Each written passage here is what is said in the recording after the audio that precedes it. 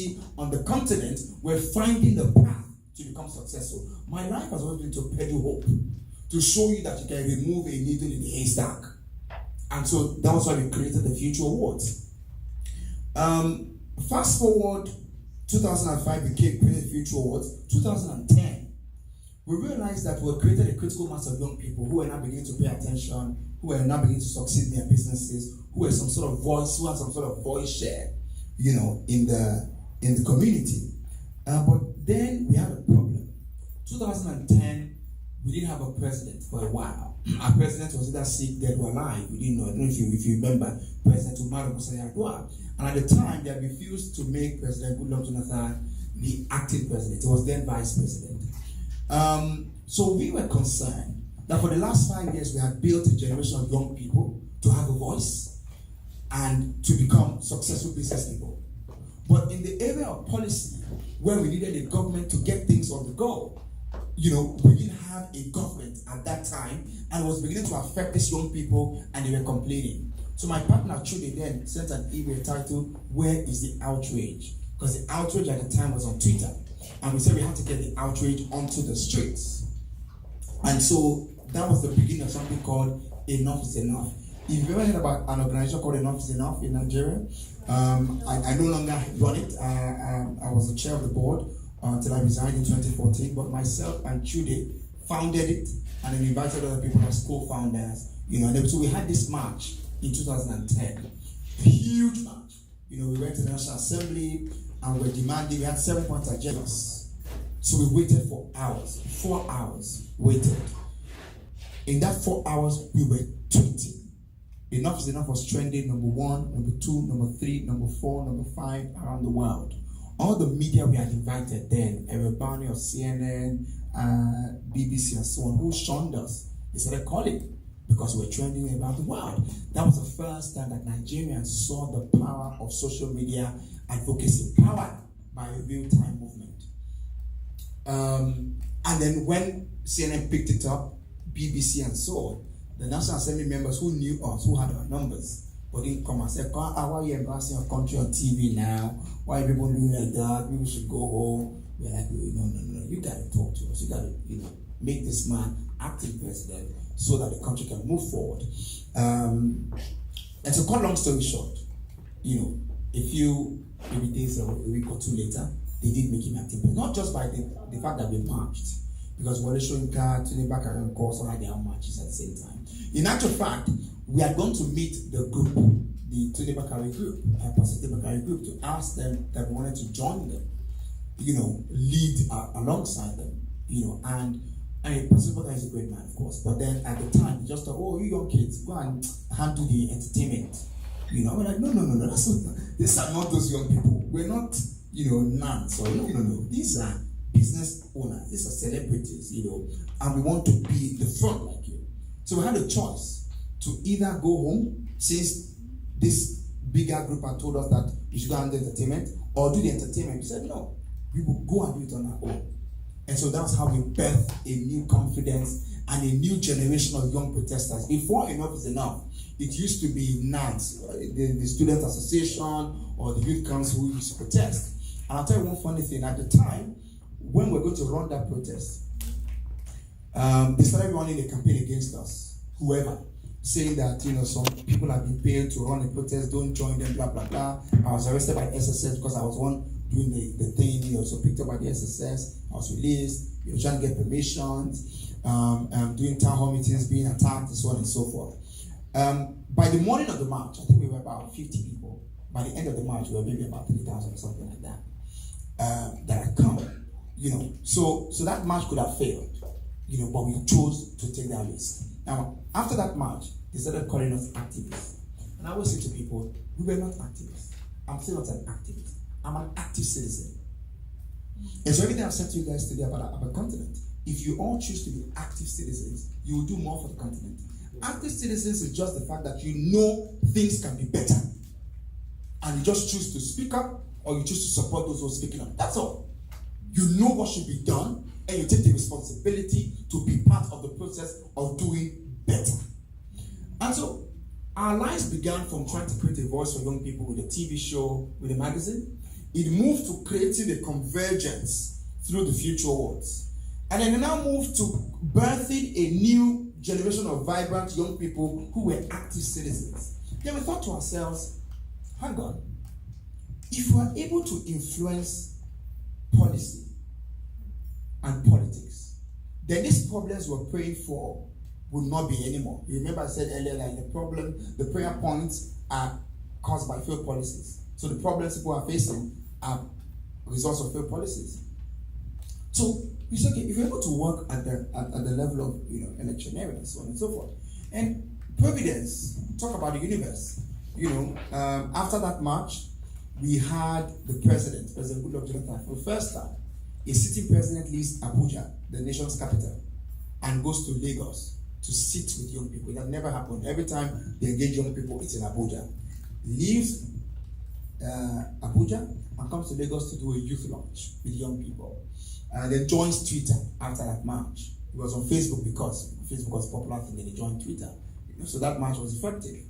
And then a few months down the line, they invite us to also be part of their campaign because we run a marketing company.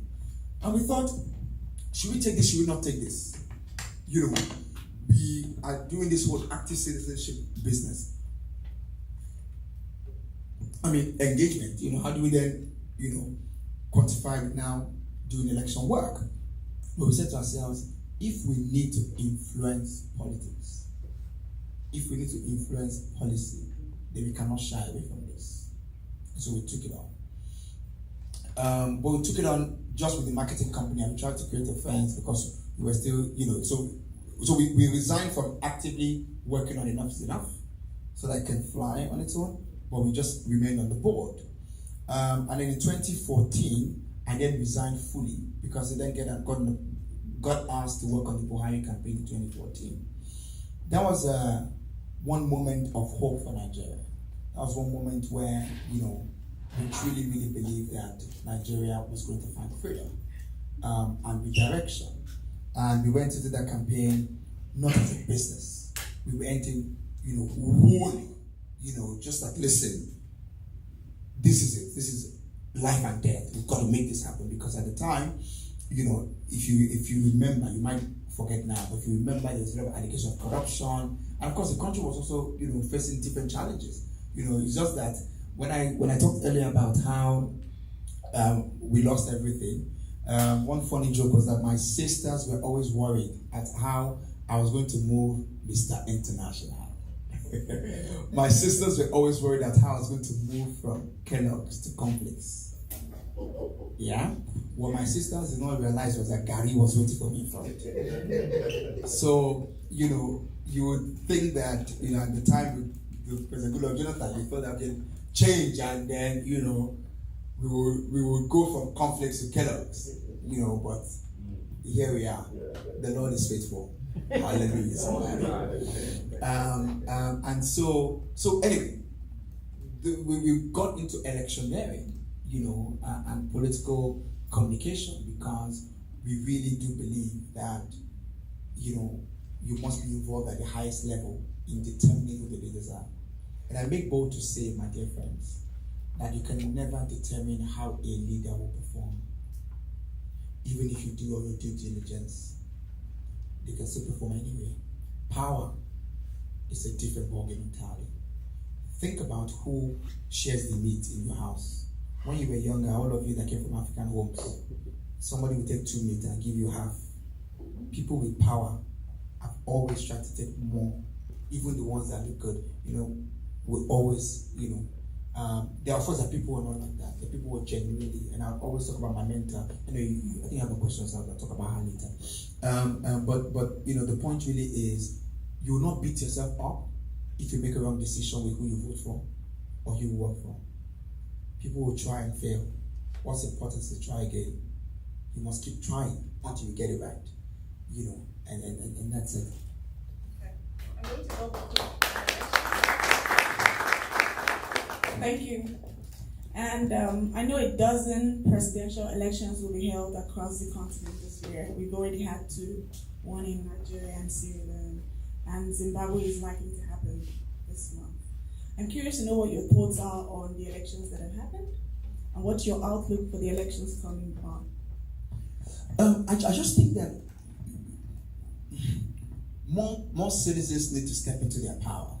And that's why when I spoke about SAID earlier, I talked about the power of ideas and conversations. I think that more citizens need to know how important their votes are and how important their voices are.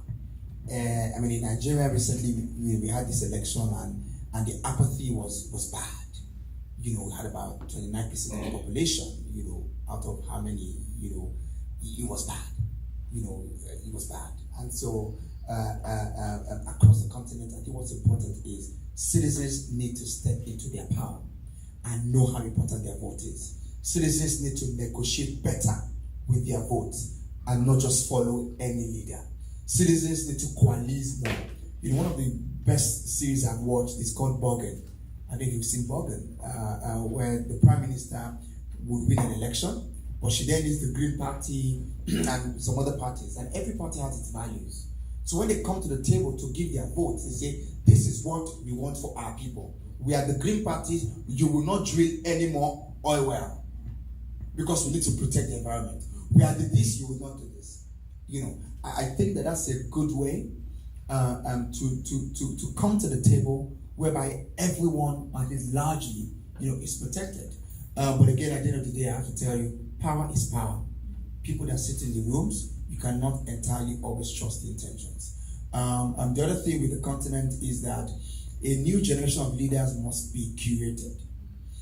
There's a school in Nigeria called the School of Public Policy and Governance, SPPG, founded by Dr. Obi Ezekwesili, which is out to train a new generation of young leaders. Our leaders must be retrained with values, with the competence and the capacity required for leadership. You will find that sometimes many activists, when they turn leaders, even become worse than the leader they try to remove. Because they weren't trained, they weren't prepared, they moved with emotion, and then when they got in, they changed. Everything there's See, I sit with people who don't have power, and I sit with them the day they have power, and I can see the difference. And I sit with them a week after power, a month after power, 6 months after power, I can see the difference. Something happens to you. And so intoxicates, I feel it's deeper. There's just something just happens to you. And then also, there's something that happens where the people begin to feel like, people don't understand, be patient, and so they suddenly see everyone as an enemy. And in the moment you shut yourself from true criticism and real feedback, you continue in one direction towards the accident. And so I think the citizen need to understand their power, step into their power. I find women around the continent, for example, during the elections, the women have groups. They convince the market women, they convince their children, they convince everyone. And when it's time to make appointments, you don't put women. But that's because the women did not negotiate. Citizens must negotiate with the powers to ensure young people must negotiate with the powers. I find it interesting with there are about 8 women now or more that has been appointed in Nigeria. It's interesting. Just added one to it. Exactly. That's 9. Those are good signs. Young people. Also, some are 38, 40. I think one is even 36. That's great. That's fantastic. And that's because those young people worked, in that election. And so it's important that people negotiate and ensure that, when they put their votes out. And then the other thing is, after the election, people must hold government accountable. And not just government as in president. From federal government, from councillor to chairman to senate to member of house. The way you hold your parliamentarians responsible all around the world. You hold your reps accountable. You hold your mayors accountable. You hold your governors accountable. It's not every time you guys protest against the president. There's several protests against mayors, against governors, in this part of the world. And so you need to also encourage the people you send money home back, money to back home, to know that they need to hold to account people at the lowest levels. think those are two things that will be important in the elections, the continent. Thank you very much. That was well said. And I know Dr. Obieze Priscilla always talks about how the office of the citizen is the most powerful. So Absolutely. you make a great point there. I'm curious about Africa's democracy, and I know that Africa's democracy is contending with a lot of forces today, like youth forces, populist forces, women movement, everything like that. What do you see as the future in Africa in terms of democracy? Do we have fewer democracies? Do we have more? And just think about Niger. You talked about Niger recently. They just, recently adopted democracy, and before you know it, there's a coup. I think that African politicians need to pay attention to the times we're in. It's not enough to have the might to squash the Niger and get them back in order, or any of the countries overrun by military. There's a handwriting on the wall that is saying the time is up for mediocrity government. The time is up for me and my friends' government. The time is up for a government that doesn't have the people at its center. That is the body language around the continent. And so it's either young people are revolting or now military is revolting. And the beauty, look at the military, it's young people. It's young people just in uniform. And so the youth are really not just angry, but now also putting the work behind it. And for democracy to continue to flourish in Africa, it's really in the hands of the politicians to truly be governments of the people, for the people, and by the people. That is the only way democracy can be sustained on the continent.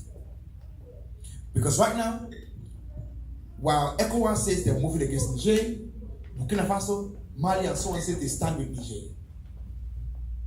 And so soon, there might be a division. I mean, there have been other coup attempts that just didn't succeed. So it might become a thing on the continent.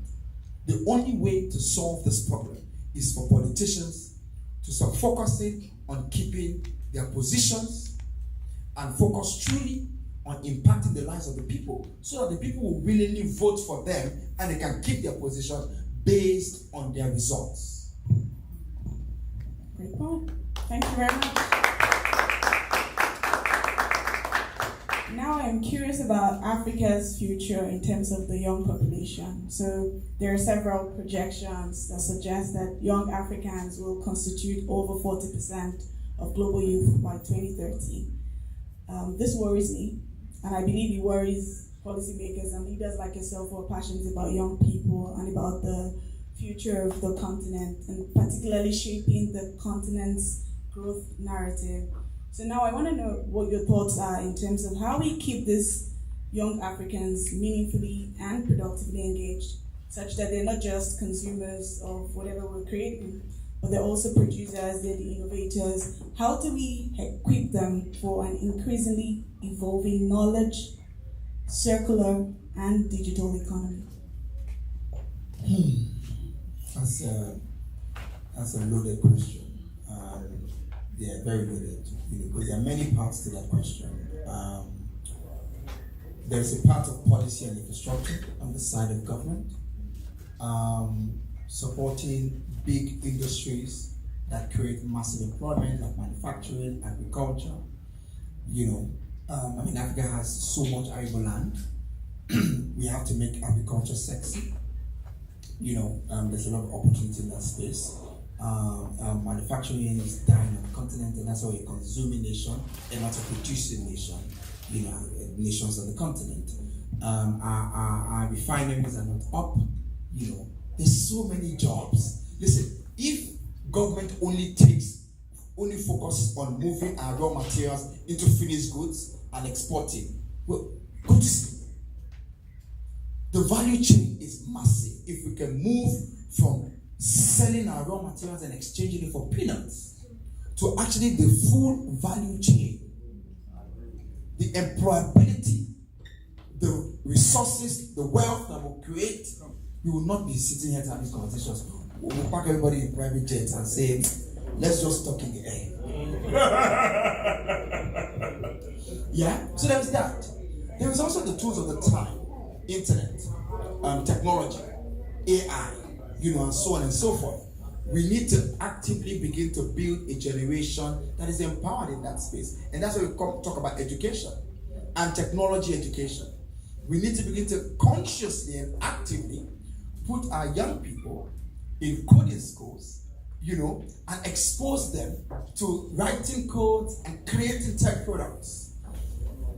One of the ministers announced today, my dear brother Posun Tijani, who founded CC Hub, and has been doing an exceptional work, of onboarding young people in technology and creating jobs and opportunities for young people around the continent. If we don't equip these young kids with the right competence and capacity to create technology programs and products, we will only continue. Because I tell people, I say, listen, we go on, you know how you just go on Instagram and you're scrolling, and before you know it, 1 hour has gone. The internet is taking money from you if it is not making money from you. You are a statistics for marketing. Your kids, your nephews, your young ones need to begin to create their own product. How old was Mark Zuckerberg when he created Facebook? How old is Kevin Systrom? Or was Kevin Systrom when he created Instagram? These guys were kids. And so we need to prepare the next generation of young people with the right, education, either technology education, capacity, or just the regular school education. The final thing is the talent space. The talent space is exploding. Our art is exploding. Our films are exploding. Amazon is in Nigeria now because Netflix has done well. Disney is coming soon. Hulu and so on and so forth are coming. I invest in films in Nigeria, for example. My company, I also have a company that's also doing movies and investment in movies. And, we make investments and we get back in 12 months, sometimes 6 months, sometimes 18 months, 2x, 1x, 3x. That's an opportunity. The talent industry is exploding. Music around the world is become number one. Burna Boy is closing out stadiums. He sold 60,000 on the same night to Beyonce. Like, really? Burna Boy, 60,000 sell out on the same night with Beyonce. Davido, Whiskey just sold out a stadium. Davido, all around the world. We forced Grammy to create a category for us. Africa is woke. Africa is alive. Our talent, our films, our music dominate the charts. Selena Gomez tweeted at Rema, I want to jump on your song. She did a tweet the other day thanking him. If I say don't pass that music, but it's okay. Thanking him for the song. Burna Boy resurrected the career of Tony Braxton.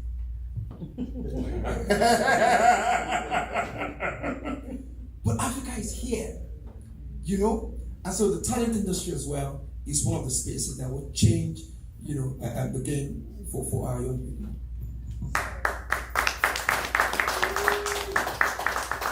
So I absolutely agree with you. We need to harness multiple synergies between, technology, policies, and even investments in infrastructure and education, like you mentioned. Okay, now let's talk about your book, African Power Girls, which you wrote as a gift to your goddaughters, right? You said that before. A book filled with stories of incredibly powerful women with presence, talent, and exemplary legacy. I've read the book, but I know a number of people in this room haven't, and may be curious to know how you chose the stories in the book and what you hope to achieve with the book in the hands of everyone who gets to read it. Yeah, do you have the book here? Oh, yeah. Yes. Let's hear it.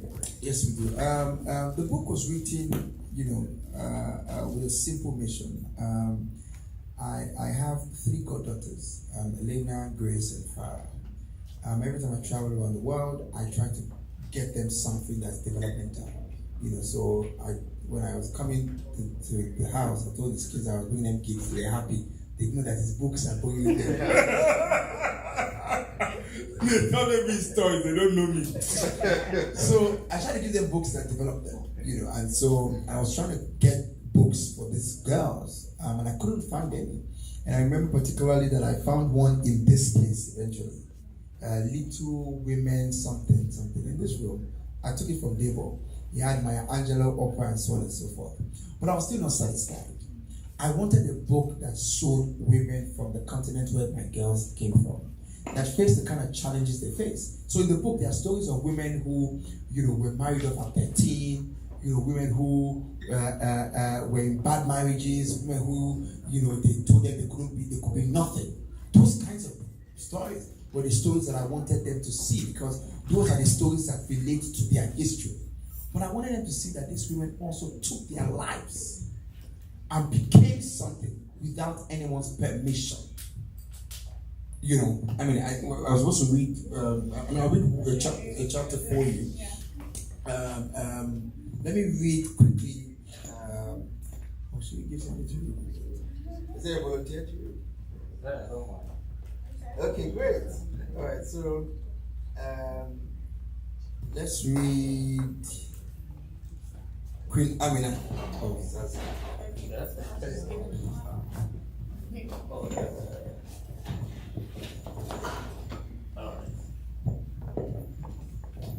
Where's the camera? All right. You want me to read the entire page? Well, it's actually the first part. Okay. Actually, you can read the entire thing. It's 5 minutes. All right. So, Queen Amina of Zaria was a warrior who led armies of men in battle. Her army consisted of 20,000 infantry and 1,000 cavalry troops. Queen Amina fought wars that men were afraid to fight. She conquered towns and cities like Katsina, Kano, and Bauchi.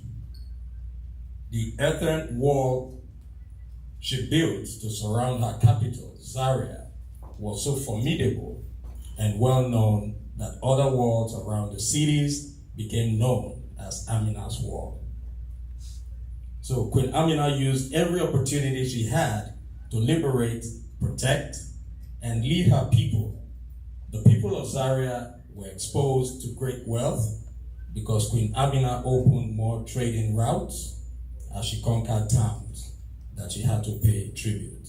She dominated much of Hausa land and ruled for 34 years. So we remember Queen Amina of Zaria because of her dedication and her ability to use her physical strength and skills to lead military conquest. History remembers women who are fearless and bold, women who believe they are part of something bigger than themselves. Thank you. Thank you very much. I'm not a great reader. No, you did excellent. Now, this is a book for kids, but let me ask you, was anybody inspired by just hearing the short story? You've heard about Queen Amina, but you don't know this detail. Did you know that the wall she built still existed today? Did you know that she had that many infantry that followed her? I remember my friend's son reading this book and saying, "Oh, you mean women can be queens? You mean like a queen can? You mean women can go to war?" He was surprised. He in his mind, he had a ceiling for women. And that's why I said earlier that I wrote the book because the world tells our girls what they can be and cannot be. There was a ceiling that's been put on women. And I wanted young girls to read this book, and know. And I will read one more, but it must be a woman. Because I just realized a man is talking, a man came to read. Also women. Don't believe. You used to say you will read first. There's a research that says that men apply for jobs and they're 60% qualified. Women wait until they're 94% before they apply. It needs to change, my dear sisters. My wife was passed on a promotion last year. I'm not ready, I have to take care of you. I said, no, don't take care of me, take it. He said, so good. You want me to be so busy, I don't have time for us. I said, no, it's okay. It's okay. At that point, but you get the point, no, take it. I want you to fly. But women always feel like, oh no, I'm not ready. And so it's important that we change that in 2023, please. So I need one more woman to read one more chapter as we bring this session to close. One more woman. Urine. Thank you.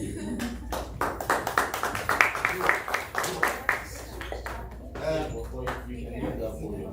No, You can read on the podium.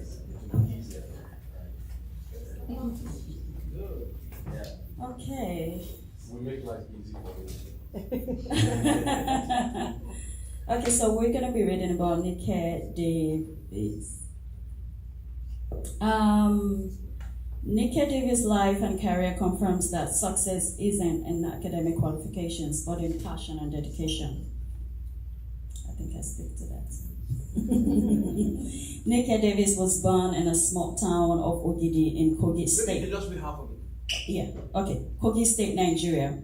Her family was very poor and she ran away from home when her father tried to marry her off at 13. She learned art from her grandmother. Nike's first husband was a performing artist who commissioned her to make Adeola costumes for his band. They were married for 15 bad years. Mama Nika decided to take back her life and concentrate on succeeding with her Adeola business. She hugged her Adeola while pregnant and with a baby on her back, but the hardships did not deter her. To complete that story quickly, she left that husband of hers after 15 years, but guess what? She left him and she left him with 15 of his wives. Badass woman. She set up an Adeola business and took his wives with her to go and set up the business with her. So those are the kinds of women that I wanted my goddaughters to read about. And you must see that they tried to marry her at 13, which is prevalent in Africa. So I want girls in Africa to realize that you can also run away. There's another woman from Egypt. She didn't run away. She went to be married at 13, but she still turned her life around. And that's why I wrote the book, so that, they can connect to the challenges of where they're from, but realize that those challenges cannot suppress them. Thank you so much. You did a good job. You both did a good job. So I had one more question and we'll wrap up. And it's around women as well. I know that you talked about the fact that we have a good number of women on the ministerial list, but I've also seen people lamenting the fact that it's just 19%, and there could be more, right? So I'm curious to know, how might the social, political, and economic experiences of African women affect their access to certain leadership positions? I mentioned earlier about negotiating power and how women work hard in elections but wait to be called upon. Whereas when men work in elections, they negotiate and say, okay, I'm going to support you, but this is what I want. They do it straight up. And that's why you see some people show up as ministers in different governments, and you'll be wondering how. But that's because they made a good negotiation deal. And remember, just now we spoke about a woman waiting for 94% before she steps forward. I think that talking about social integration and capitalization, women would also need to stand up more, negotiate more, be bold about the value they bring to the table, and engage based on the value they bring to the table. We have a lot of men on the field already. Yeah, so because we have a lot of men on the field, sometimes it's hard, unless a woman really shows her mettle, or you have a leader that truly stands and says, I'm going to bring the women on board. The other thing I'm going to say is, if all of you here care about women in politics and their advancement, then put your money where your mouth is. When you see a woman running for office, understand her vision, try to see if she's qualified really, and support her. Oftentimes women don't put their money in risky things. And politics is risky. So a man will give another politician money because he wants to take the risk. But a woman would not necessarily put her money behind a politician because she knows it's risky. So women also need to increase their risk appetite. If you want to be in politics, and they say it's a boys' club, you cannot depend on the boys to give you money to enter their club. So women also need to fund women in politics. And the women also need to then invest more and support businesses so that you can increase your wealth. Because when you have the money, you can put the money to support. If you don't have the money, it's just wishful thinking. So women need to increase their capacity and their wealth base, and then have risk for appetite to support that women in politics. And women just need to be bold to take the risk like men do, and just go into government, go into that space to try to run the election. I mean, recently a woman ran for elections in what state was that now? Benani was Adamawa. Oh, she gave that man a run for his money. Oh, she fought him tooth and nail. She fought him in every way.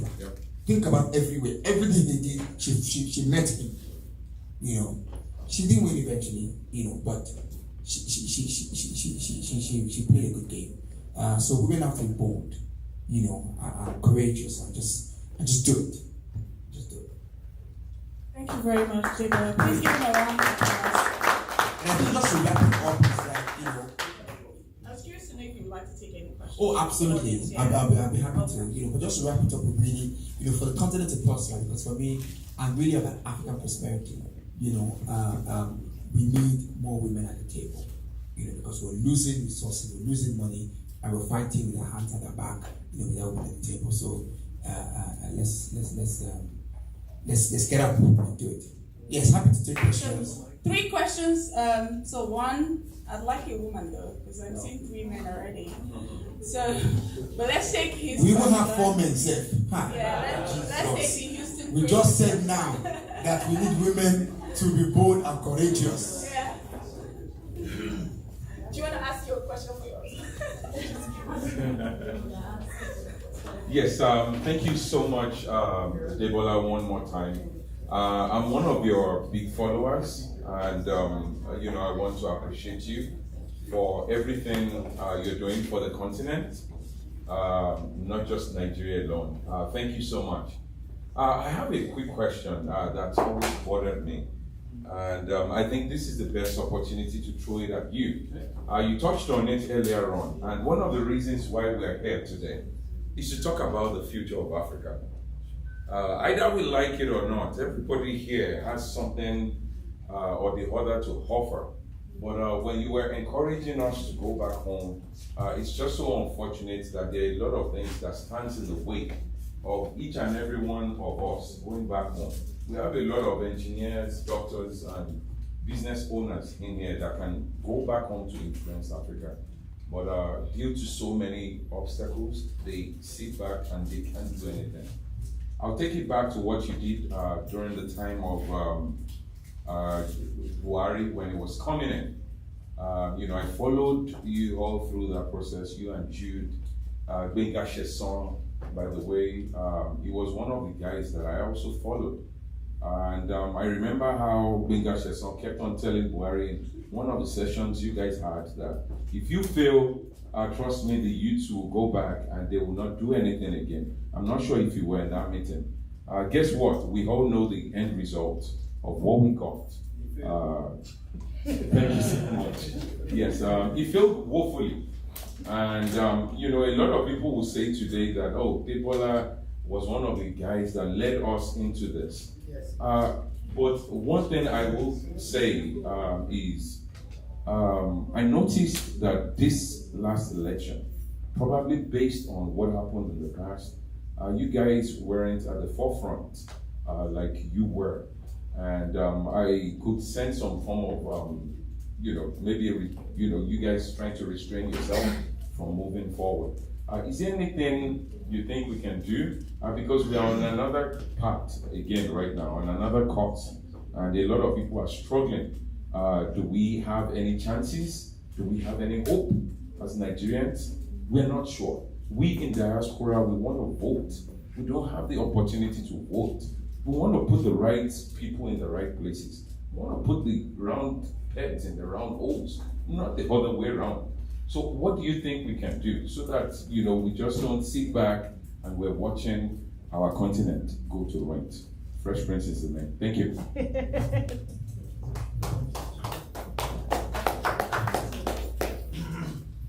When I think I sort of touched on it, which was my first comment, when I gave the opening remark, which is the fact that the diaspora is no longer a bystander, and that you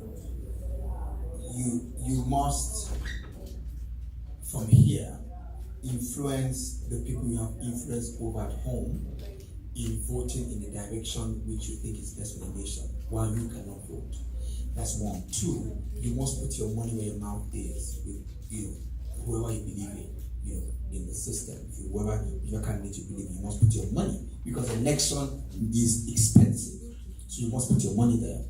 Three, you can join the strategic thinking team for anyone you believe in.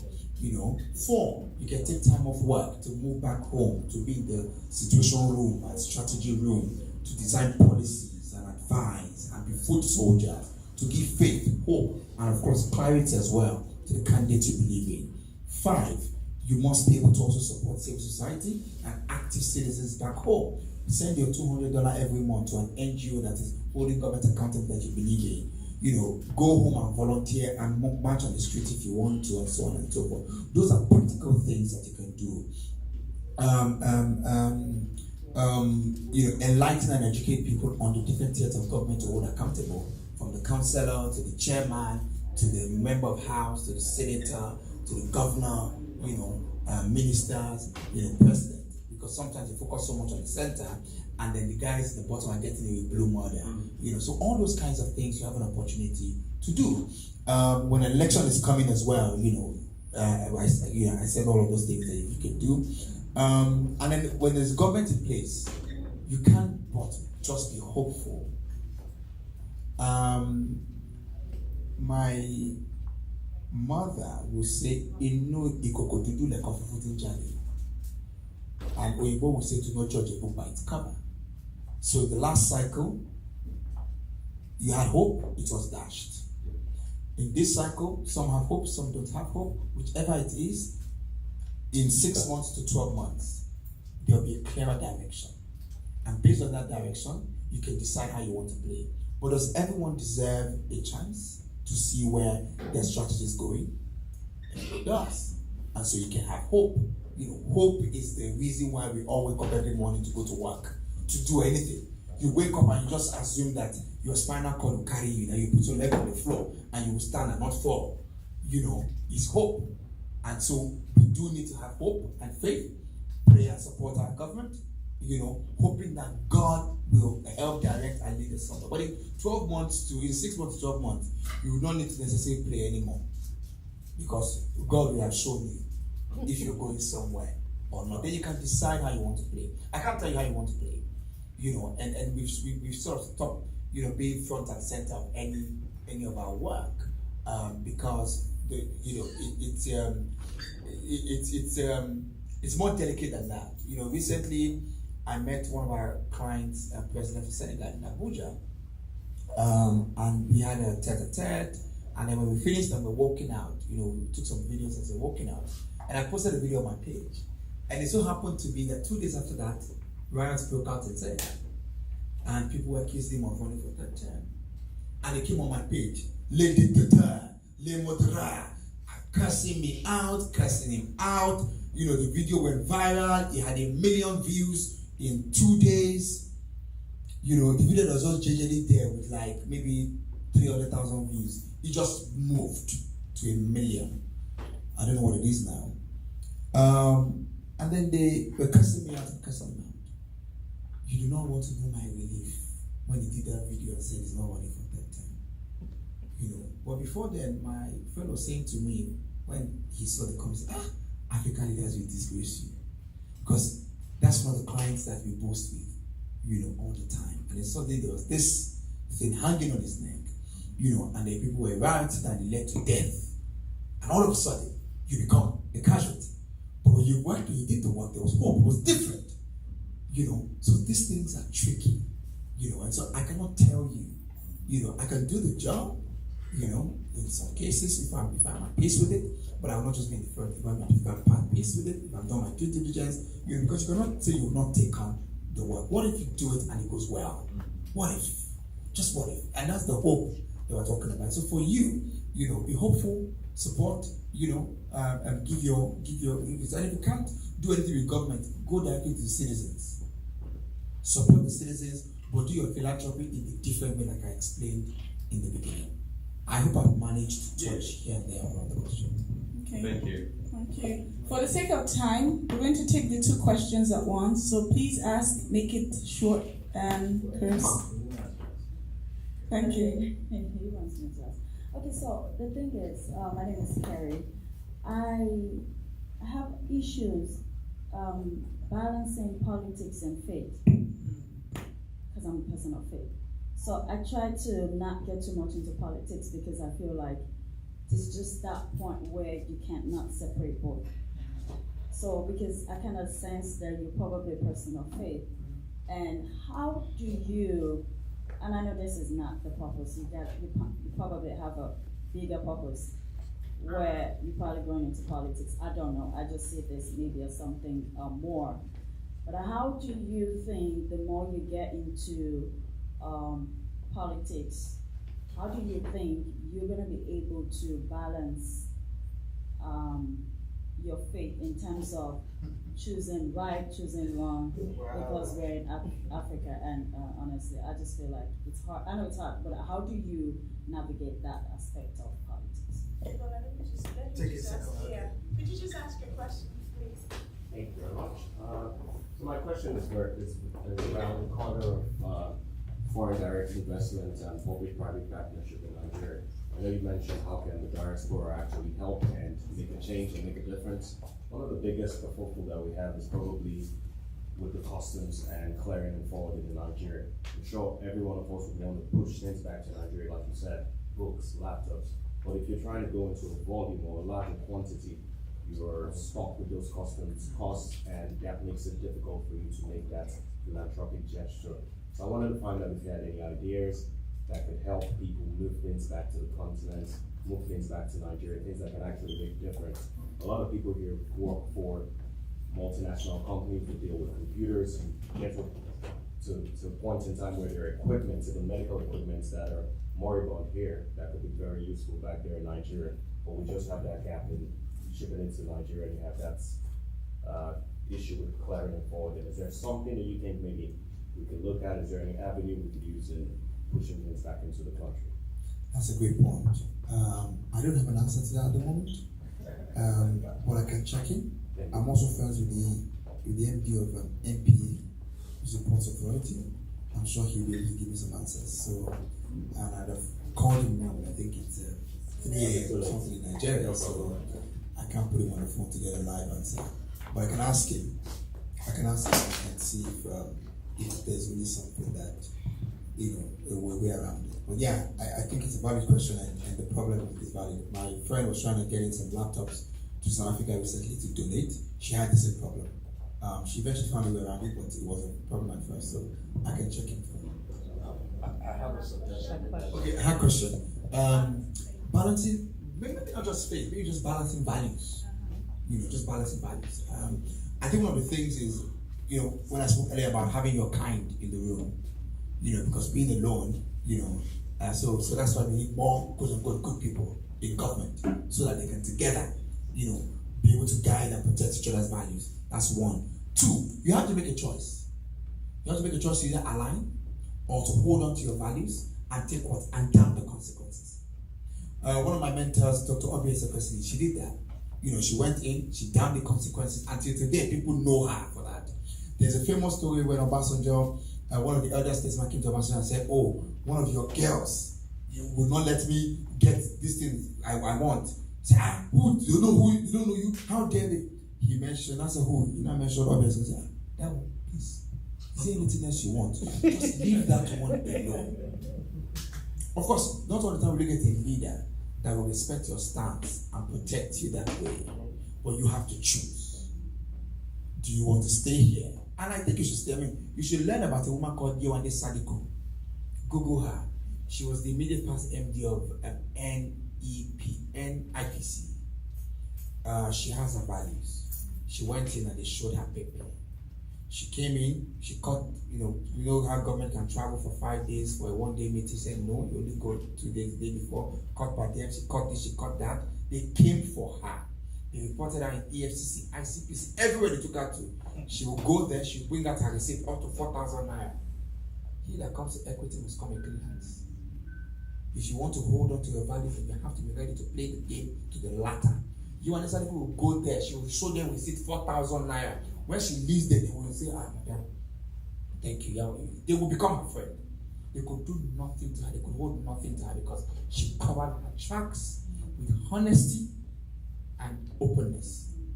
And so, if you want to go there with your values, you must also really be valued too. And no half measure. No, I don't want it, but I will do this. No. I think on that note, we must wrap up now because they're now ready to go. Yeah. This has been phenomenal, and I'd like to say a very big thank you to you, Adeola, for Thank you. this is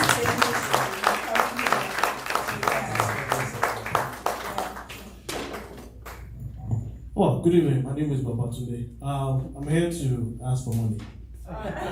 Yes, I'm going to go straight to the point. I love giving. So, let me start. But before we go on, let me tell you a story. Quick story. So, I want you to time me 2 minutes. 2 minute story. Okay, I'm an educator. 926. 926. I have 2 minutes. I'm an educator. One day, I was teaching science, and we talked about social studies. All my girls, African American, she said, I don't see anyone like me in the textbooks we're using. And I got heartbroken. And I was like, well, the spontaneous person in me said, well, you can be the person that will be in the future textbook. And she smiled. I said, okay, good, I'm going to work towards it. But what happened was this. That statement earned them homework. Go make a research on African American scientists. They grumbled. 2 days later, Diana turned in her work. She got the best result. Okay, that's a girl going somewhere. So I'm going to start with this. I'm going to buy a book. I'm going to give it to Adeola right now. He's going to autograph it to Diana.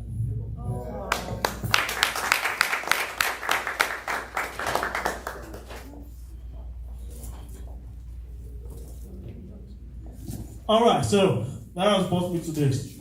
We have questions. This book is about leaders, female leaders that our daughters need to see. All right? Do I need to ask you more? Do I need to say more? How much is each book? You want? Okay, good question, sir. Okay, this book is not. These books are not for sale. You can give donations, very good ones. Okay? All right? No amount is too small. Yes, you have one. All right, good. All right, so how do we pay? You can pay by check or you could do Zelle. All right, enter information. All right, listen carefully, please. It is info@saidinstitute.org. info@saidinstitute.org. Yes, for donations. No, email, Zelle. Yes. You can also give cash. Some of you carry cash around. $100, $500, $5,000. There's nothing too much. Want to write check? Devo, what was the name for the right check? One more time. Thank you so much. Info, INFO @saidinstitute.org. info@saidinstitute.org. Please give. Let's support female child. I have books here. I'm going to go around one copy down and then 2 copies. Good, fantastic. Yes, we're certainly to partner with Adeola course. Yes. One copy, 2 copies here. Annette, can you help me, please? Deborah, can you help me, please? Okay. Now, please do not go, do not leave. You want the books autographed, please? Yes.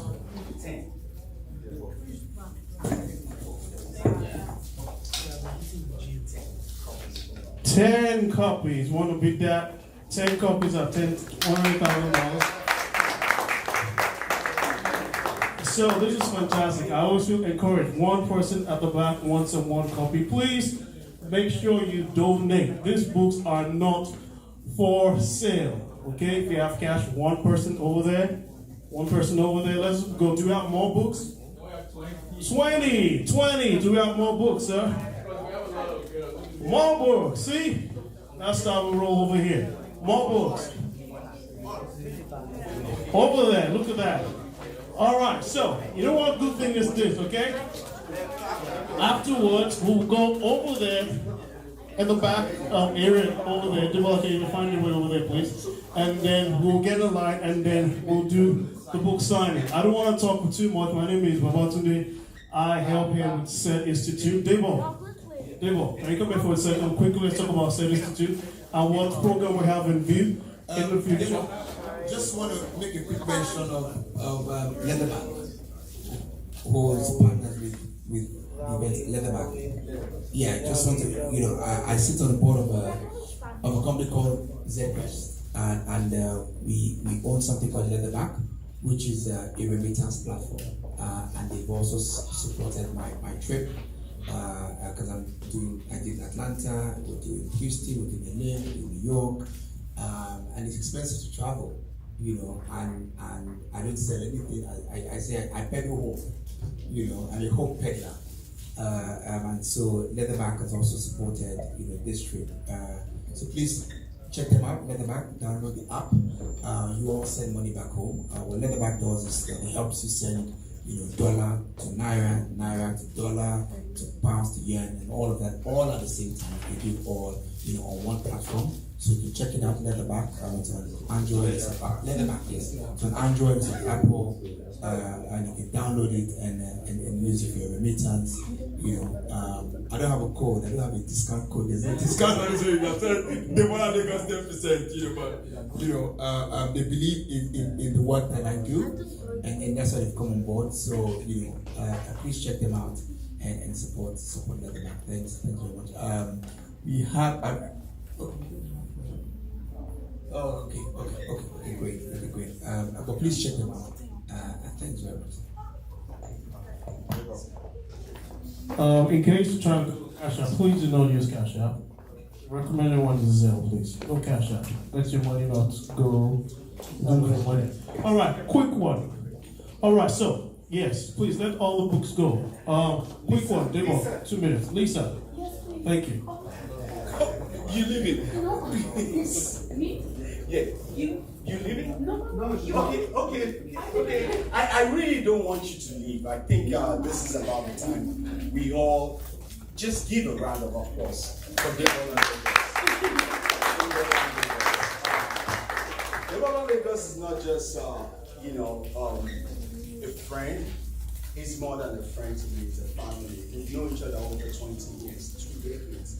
So his story is my stories, and we all share similar friends, Martins and some of you. So I believe in what he believes in terms of leadership. How do we elect, good governances and finding the right leaders? Sometimes politicians are not leaders, but how do we find leaders that will become politicians? And I think Adeola is one of those that emulates anything that we can talk about, leaders that we want for the continent of Africa. So thank you, my friend, for coming to say, this is not the first time, this is the second time we're hosting you, and we're turning 4 this year. This year we're turning 4. 2019, Adeola was here before we even opened. Before we even opened, it was here. And I think, I would believe, I'm not sure, if this idea of the book comes from here, which I believe that the book was more of a courtesy, like, hey, Adeola, I will give you this. This was part of it. Remember you gave me the book? Yes. For the girls. Yes. I gave her the book because he wanted the book to give to your girl, and the book ended up turning out to this. I mean, it's a gesture. Like, let me give a friend something, and it turns out that this book has empowered, people and all over. So thank you for coming, and thank you, Robin, for moderating the session. Thank you so much. You're a friend of the house. All of you, I say thank you. Thank you for leaving all that you have to do this evening to join us tonight. So thank you. I want to invite you to our 4th year anniversary. It's going to be August 18th. August 18th. We're turning 4. And I really, really want you to join us. I really, really want you to make a commitment tonight and say, I will join. I will join. This is your own. So we're launching a campaign called Set His Home. Set His Home is finding a way where We all should have a home. Some people might call the continent a home, and some people might call SED a home. SED is where we support creativity, we support dialogues like this, we support people who are going into politics, into entrepreneurship. The thinkers of this world, who are they? How can we find them? The solution that the world is looking for is within us here. I mean, he offers so many solutions, so many things that can transform life and transform the continent. So we don't want to die as an institution, and we're calling on you to support us. We're calling on you to be part of our movement, to be part of our community. So join us at our cocktail benefit. It's going to be at the Burger Villas next door. You know, it's a black tie event. Come in, August 18th. Save it to your calendar now. And thank you for coming. Thank you. All right, so for book signing, any questions? Adeola, we have a back there. Please, just we can get a line. Thank you so much. God bless you. Just to help you, I hope everyone here is following you on social media. Please kindly follow us on social media. SED Institute, at SED Institute. Okay. On Instagram. Thank you so much.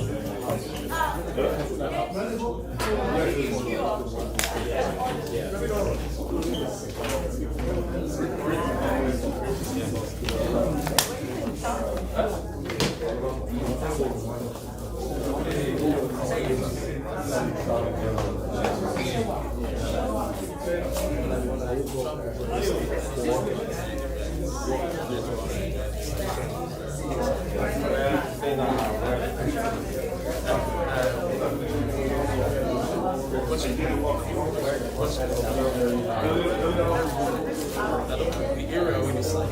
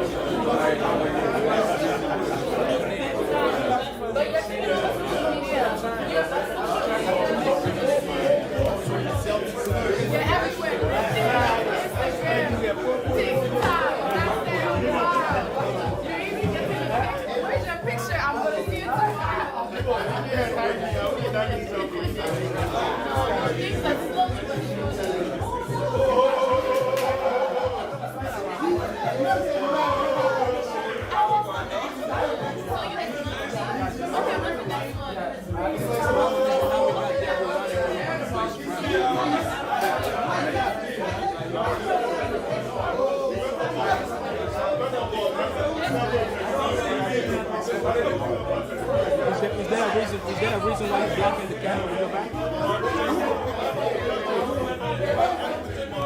What? Dude, this is a camera. What you doing, man? I think let's go.